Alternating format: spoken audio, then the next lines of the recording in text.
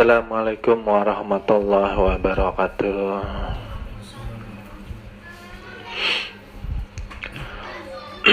Terima kasih kami sampaikan kepada Bapak Ibu, adik-adik yang dirahmati Allah Subhanahu wa Ta'ala.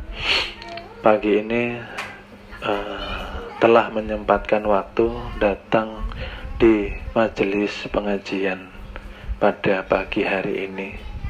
Semoga Allah berikan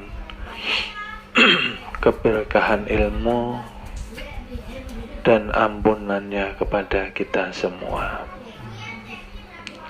Salawat dan salam selalu kita curahkan kepada junjungan Nabi besar kita, Nabi Muhammad sallallahu alaihi wasallam. Allahumma shalli ala sayyidina Muhammad. Baik, kajian pagi ini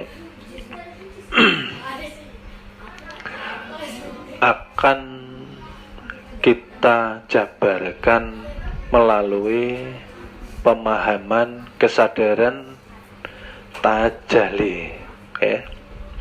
Tapi sebelum itu kita akan kembali membahas terlebih dahulu yang dikatakan awal ludin ma'rifatullah.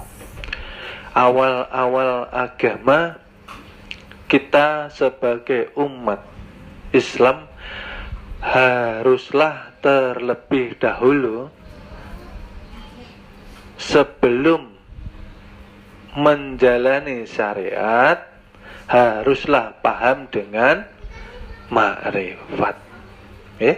Sebelum ibadah harus mengenal yang kita sembah, yang kita ibadahi, harus paham dengan yang dikatakan Allah Subhanahu wa Ta'ala.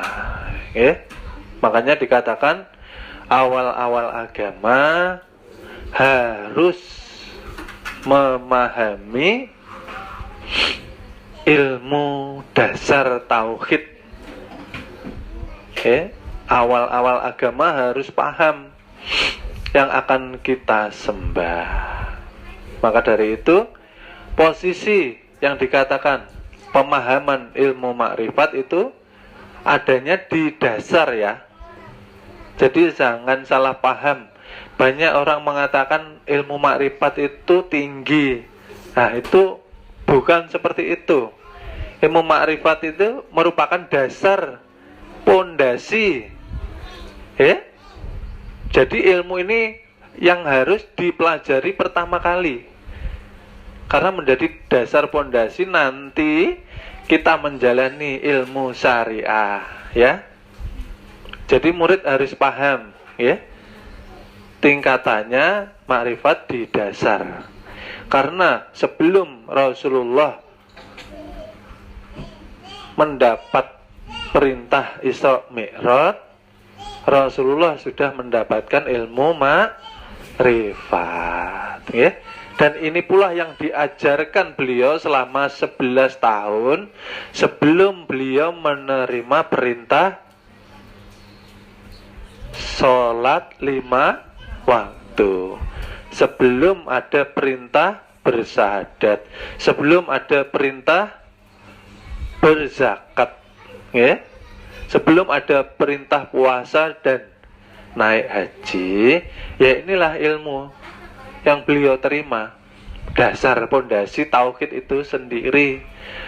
Makanya sering saya ulangi, 15 tahun naik turun Gua Hira, ini ya yang beliau dapatkan. Dengan beliau menjalankan puasa selama 15 tahun, inilah yang beliau terima. 15 tahun beliau menjalankan puasa ilmu. Ya. Jadi harus paham. Maka dikatakan lagi, zahir kita, ingin saya ulangi secara garis besar. Zahir kita, badan jasmani, batang tubuh kita asalnya dari satu tetes air rasa dari ayah dan satu tetes air rasa dari rasa ibu. Ya. Yang satu tetes itu berasal dari mana? Dari anasir tanah. Karena yang dimakan dan yang diminum bapak ibu itu merupakan hasil dari apa yang Allah tumbuhkan dari bumi. Ya. Jadi murid harus paham rentetannya. Manusia dari tanah, jangan berhenti di situ ya. Tanah dari air, air dari angin, anasirnya. Angin dari anasir api, api dari anasir nur. Nur siapa? Nur Muhammad. Nur Muhammad dari nur Zat.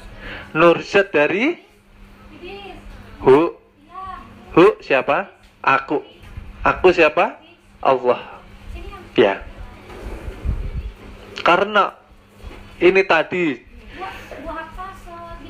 kajian kita naikkan tarki, lalu kita turunkan tanajul supaya kita paham, ya. Jadi yang hu, yang laisa tadi tidak bisa dikenal karena sifatnya laisa. Ya. Kalau laisa bisa dikenal enggak? Enggak bisa. Ya, karena enggak ada bentuknya, tidak bertempat. Ya. Tidak bisa dilihat. Ya. Itu namanya laisa. Laisa yang mana? Di hadapan kita, yang meliputi kita, dikatakan maharu. Ini laisa, ya.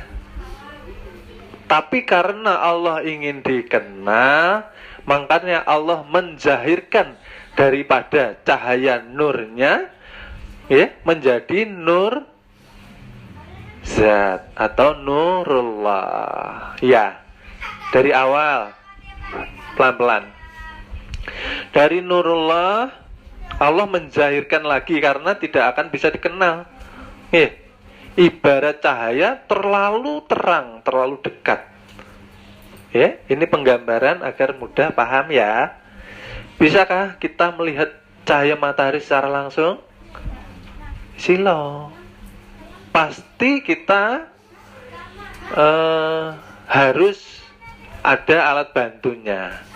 Alat bantunya di mana? Di sungai, di danau. Baru bisa melihat mata, karena memantul, ya. Karena sudah lembut, cahayanya tidak menyakiti mata, tidak silau. Nah, karena terlalu kuat cahaya Allah ini tadi, maka dilembutkan lagi menjadi Nur Muhammad. Paham? Dari Nur Muhammad inilah kemudian dimulainya kejadian seluruh alam semesta beserta bumi dan isinya. Ya, baru manusia atau Nabi Adam alaihi salam baru diciptakan. Nggih. Dan tujuan manusia diciptakan karena Allah ingin dikenal. Nggih. Makanya di sifat 20 itu Allah bersifat wujud. Wujudnya di dalam Nur Muhammad. Wujud artinya ada. Ada kenyataannya menjadi insan. Insan yang mana? Insan ya seluruh batang tubuh kita ini. Nggih. Merupakan kenyataan yang Allah wujudkan untuk mengenal dirinya. Nggih. Pahamlah. Jadi badan jasmani badan rohani merupakan tajalli daripada sifatnya Allah Subhanahu wa ta'ala. Nggih. Adam alaihi salam, manusia pertama yang Allah jadikan. Karena Allah ingin dikenal, maka dikatakan di dalam dirimu itu loh rahasiaku. Rahasianya yang mana? Ya sifatnya. Paham Bapak Ibu di sini? Sifatnya yang mana? Yang itu, yang dikatakan 7 sifat itu tadi. Yang mulai pertama sifat hidup. Bapak Ibu merasa hidup atau dihidupkan? Bapak Ibu bisa hidup tanpa ruh enggak? Kalau tidur, hidup kah mati? Kalau hidup mati. Tapi karena Allah sayang, masih ada umur, ditahan. Makanya kalau orang tidur tidak ngerti apa-apa. Yang pertama, hidup nyata ya. Bapak Ibu bisa bergerak apa atau enggak tanpa ruh? Enggak bisa. Itu hidup. Yang kedua, ilmu. Ilmu itu yang dikatakan ingat atau paham.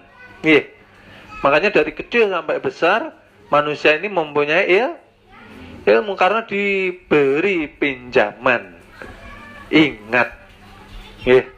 Kalau lupa pasti lupa semua.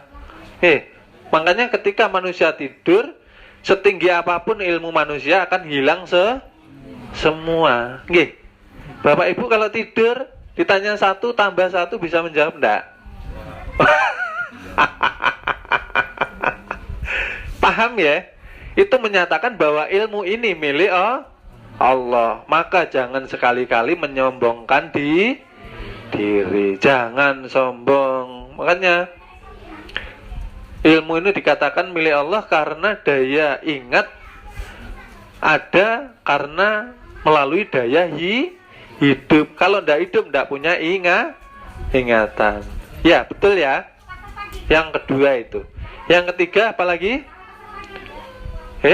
Hidup, ilmu, melihat. Manusia ini tanpa ruh, apakah kita bisa melihat?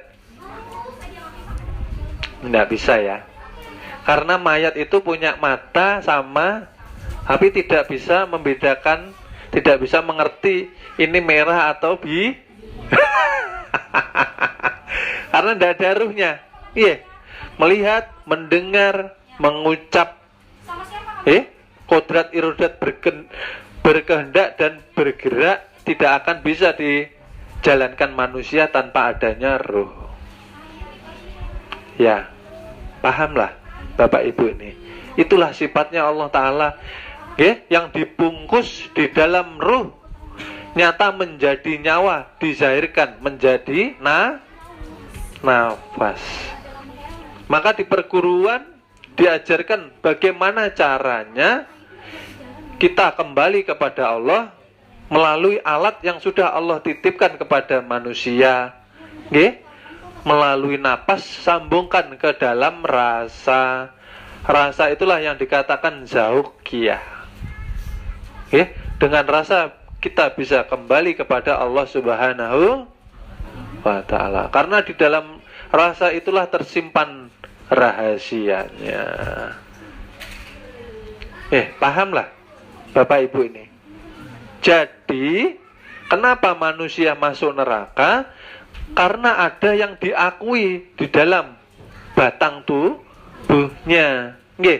Makanya di perguruan diajarkan jangan sekali-kali mengakui mempunyai badan jasmani. Ujarnya datuk kita. Mohon maaf, akan kami lanjut episode kedua.